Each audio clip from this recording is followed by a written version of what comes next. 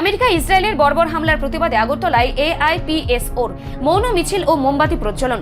All India peace and solidarity organization Tripura চ্যাপ্টারের উদ্যোগে America ও ইসরায়েলের দ্বারা সংগঠিত অমানবিক ও বর্বরোচিত আক্রমণের তীব্র প্রতিবাদে এক মৌন মিছিলের আয়োজন করা হয়। শনিবার সন্ধ্যায় আগরতলা শহরের বিভিন্ন পথ পরিক্রমা করে মিছিলটি এসে শেষ হয় আগরতলা সিটি সেন্টারের সামনে। মিছিল শেষে সংগঠনের সদস্যরা মোমবাতি জ্বালিয়ে যুদ্ধের বলি, নিরীহ শিশু ও সাধারণ মানুষের প্রতি গভীর শ্রদ্ধা জ্ঞাপন করেন। এই কর্মসূচির মাধ্যমে বিশ্ববাসীর কাছে শান্তি, মানবতা ও যুদ্ধবিরোধী বার্তা তুলে ধরা হয়। বক্তারা বলেন, আমেরিকা ও ইসরায়েলের আগ্রাসী নীতির ফলে সবচেয়ে বেশি ক্ষতিগ্রস্ত হচ্ছে সাধারণ মানুষ ও শিশুরা।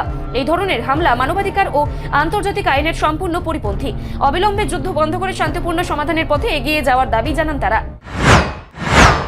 আপনারা সবাই জানেন, সারা বিশ্ব জানে যে আমেরিকার প্ররোচনায় ইরানের উপর ইসরায়েল গত কয়েকদিন ধরে বোমাবর্ষণ করে চলেছে এবং এই বোমাবর্ষণ শুধুমাত্র সামরিক লক্ষ্যবস্তুতে নয়, সাধারণ নিরীহ মানুষদের উপর বোমাবর্ষণ করা হচ্ছে।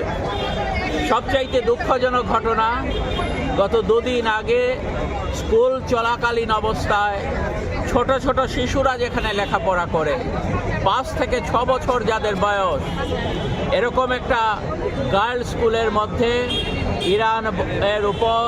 ইরানের দক্ষিণ অংশের একটি শহরের মধ্যে বোমা পড়ে ইসরায়েল সেই বোমা বর্ষণ করে। এর ফলে এখন অবধি যা খবর, সেখানে প্রায় 250 মতো শিশু আহত হয়েছে। এখন অবধি প্রায় 150 মতো 5 থেকে 6 বছরের ছোট শিশু মারা গেছে। আমরা তীব্রভাবে নিন্দা জানাচ্ছি, গোটা বিশ্বের জনমত এর বিরুদ্ধে নিন্দা জানাচ্ছে এবং আমরা দাবি করছি অবিলম্বে আমেরিকা প্ররোচনা দিয়ে ইসরায়েলকে দিয়ে যে যুদ্ধ বাঁধিয়েছে সে যুদ্ধ অবিলম্বে বন্ধ করতে হবে। গোটা পৃথিবীর জনমত এই যুদ্ধের বিরুদ্ধে। আমরা all India peace and solidarity অর্গানাইজেশনের ত্রিপুরা চ্যাপ্টারের পক্ষ থেকে আজকে শহরে মৌন মিছিল সংগঠিত করে এখানে সেই শিশুদের প্রতি শ্রদ্ধা জানাতে এবং আমেরিকা এবং ইসরায়েলের যে ষড়যন্ত্র চক্রান্ত তার বিরুদ্ধে ধিক্কার জানাতে এখানে আমরা মোমবাতি জ্বালিয়েছি। শান্তিপূর্ণভাবে অনুষ্ঠিত এই কর্মসূচিতে বিভিন্ন স্তরের মানুষ অংশগ্রহণ করে।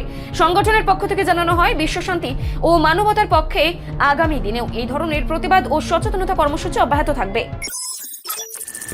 রিপোর্ট সংবাদ প্রতীক্ষা।